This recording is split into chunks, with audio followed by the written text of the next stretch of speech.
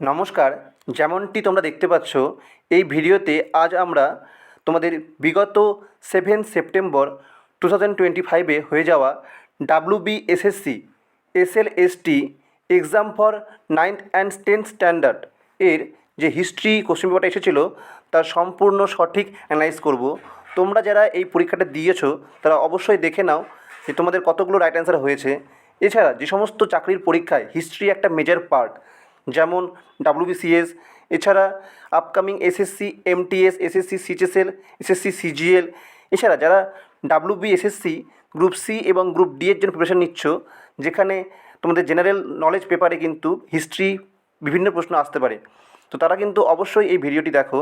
এছাড়া যারা অন্যান্য চাকরি পরীক্ষার জন্য প্রিপারেশন নিচ্ছ, যেখানে হিস্ট্রি থেকে অনেক প্রশ্ন আসে, তারাও কিন্তু এই ভিডিওটা অবশ্যই পুরো লাস্ট অবধি দেখো, তাহলে কিন্তু অনেক প্রশ্নের অ্যান্সার জানতে পারবে।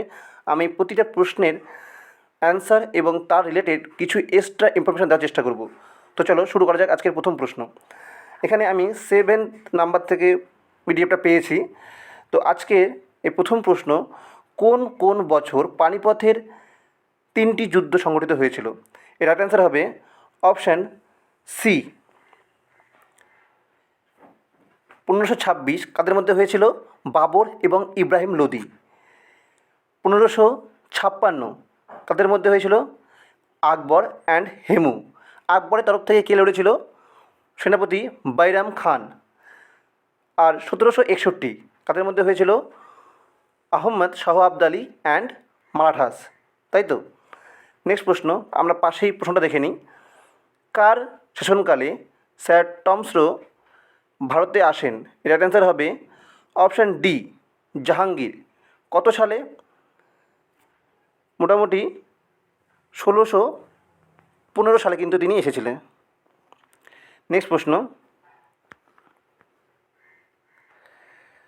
ভারত ছাড়ো আন্দোলনের খসড়া কার্যবিবরণী কে তৈরি করেছিল? এর রাইট অ্যান্সার হবে অপশান বি, জওহরলাল নেহেরু। কত সালে এবং কোন অধিবেশনে? এর রাইট অ্যান্সার হবে বোম্বে অধিবেশন। বোম্বে সেশনে কিন্তু তিনি এটা প্রকাশ করেন। কত সালে? 8ই আগস্ট 1942 সালে। 1942-এর 8ই আগস্ট কিন্তু বোম্বে অধিবেশনে জওহরলাল নেহেরু ভারত ছাড়ো আন্দোলনের খসড়া তৈরি করেন বা সবার সামনে নিয়ে আসেন। নেক্সট প্রশ্ন, ভারতীয় জাতীয় কংগ্রেসের প্রথম মহিলা সভাপতি কে ছিলেন? এর রাইট অ্যান্সার হবে অপশান সি, অ্যানি বেসান্ত। আমরা সবাই জানি তিনি কত সালে এই সভাপতিত্ব গ্রহণ করেন বা সভাপতি হন। এর রাইট অ্যান্সার হবে ক্যালকাটা সেশনে 1917 সালে। 1917 সালের যে ক্যালকাটা অধিবেশন বা সেশন হয়েছিল, সেখানে কিন্তু অ্যানি বেসান্ত সভাপতি হয়েছিলেন, যিনি প্রথম মহিলা সভাপতি। এরপরে যদি প্রশ্ন আসে যে প্রথম ভারতীয় মহিলা সভাপতি কে ছিল, রাইট অ্যান্সার হবে সরোজিনী নাইডু, যিনি প্রথম ভারতীয় যিনি আইএনসির সভাপতি হয়েছিলেন। কত সালে সরোজিনী নাইডু হয়েছিলেন? 1925 সালে। ওকে, নেক্সট প্রশ্ন,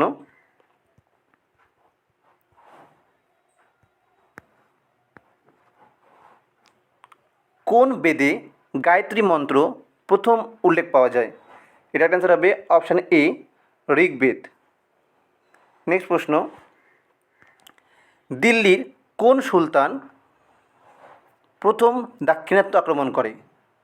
এর রাইট অ্যান্সার হবে option D, Alauddin Khalji. Next প্রশ্ন,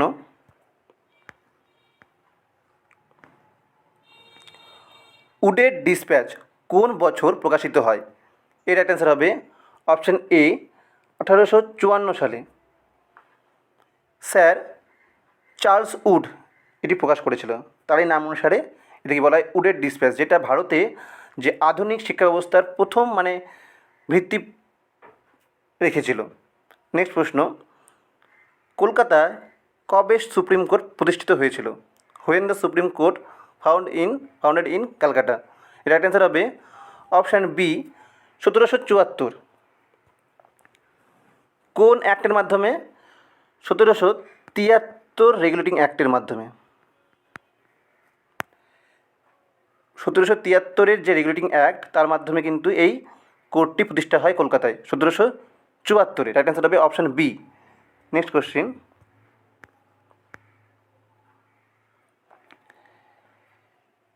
নিম্নোক্তদের মধ্যে কে প্রেসের মুক্তিদাতা রূপে পরিচিত?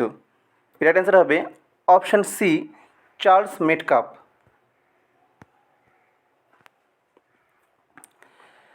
নেক্সট প্রশ্ন, মালিক কাফুর কে ছিলেন? এর রাইট অ্যান্সার হবে অপশান এ, আলাউদ্দিন খলজির সময় ইনি ছিলেন মিলিটারি জেনারেল, মানে সেনাপতি বা সেনাধ্যক্ষ, মালিক কাফুর।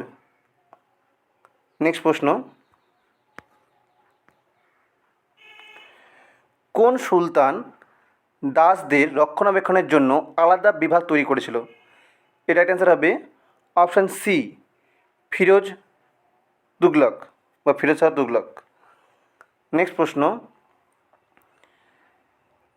নিম্নলিখিত সংবাদপত্রটির মধ্যে কোনটি বিপিনচন্দ্র পাল সম্পাদিত? তো রাইট অ্যান্সার হবে অপশান সি, নিউ ইন্ডিয়া। এটি একটি ইংলিশ নিউজ পেপার ছিল, ইংলিশ ভাষায় প্রকাশিত হতো, যেটা উইকলি ছিল। এটা কত সাল থেকে প্রকাশিত হয়েছিল? এটা ফার্স্ট প্রকাশিত হয়েছিল 1901 সালে। 1901 সালের মানে দ্বিতীয় সাল থেকে এটা প্রকাশিত হওয়া শুরু হয়। নেক্সট প্রশ্ন,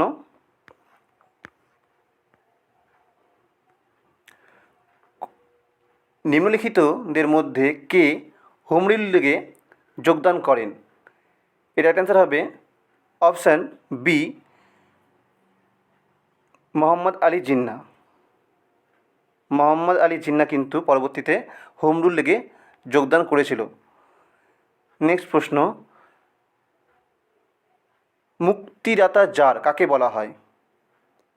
এটা অ্যান্সার হবে দ্বিতীয় Alexander, option B. Next question,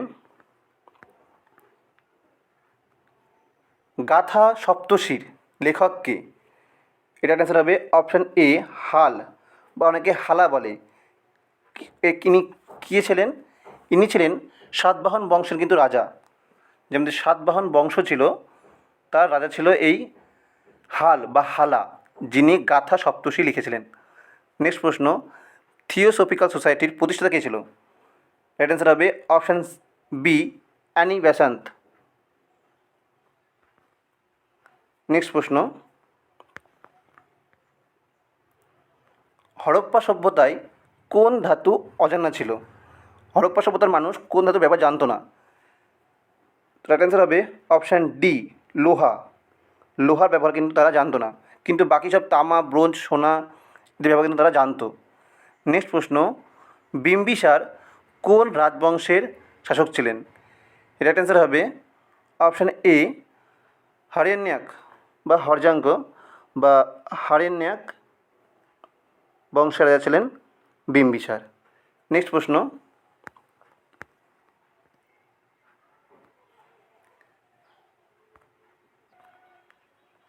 নিম্নলিখিতের মধ্যে কে ক্যাবিনেট মিশনের সদস্য ছিলেন না?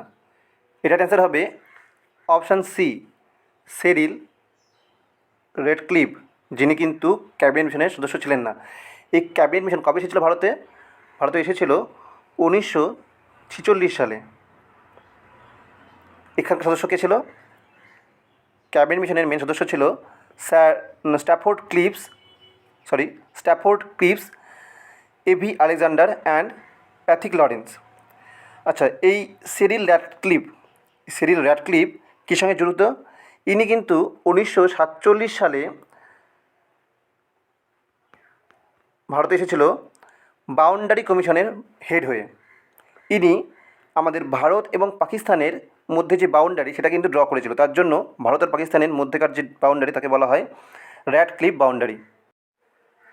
নেক্সট প্রশ্ন, বাংলার কোন নবাব তার রাজধানী মুর্শিদাবাদ থেকে মুঙ্গেরে স্থানান্তরিত করেছিল? এটার অ্যান্সার হবে অপশান এ, মীর কাসিম। মীর কাসিম কিন্তু মির্জাফরের পরবর্তীত নবাব, যিনি 1760 থেকে 1764 অবধি বাংলায় রাজত্ব করেছিল। তার সময় যে বিখ্যাত যুদ্ধটি হয়েছিল ইস্ট ইন্ডিয়া কোম্পানির বিরুদ্ধে। তার নাম হচ্ছে বক্সারের যুদ্ধ, ব্যাটেল অফ বক্সার, যেটা কবে হয়েছিল 1764-তে। এই ভিডিওটি এতখানি। পরবর্তী প্রশ্নগুলো আমরা পরের ভিডিওতে আলোচনা করব। যদি ভিডিওটি পছন্দ হয়ে থাকে তো অবশ্যই লাইক করো, চ্যানেলটি সাবস্ক্রাইব করো এরকম আরও বিভিন্ন পরীক্ষার প্রশ্নগুলো সলভ করার জন্য এবং নিজের জিকে বা নিজের প্রিপারেশনকে আরও এনহ্যান্স করার জন্য। ধন্যবাদ।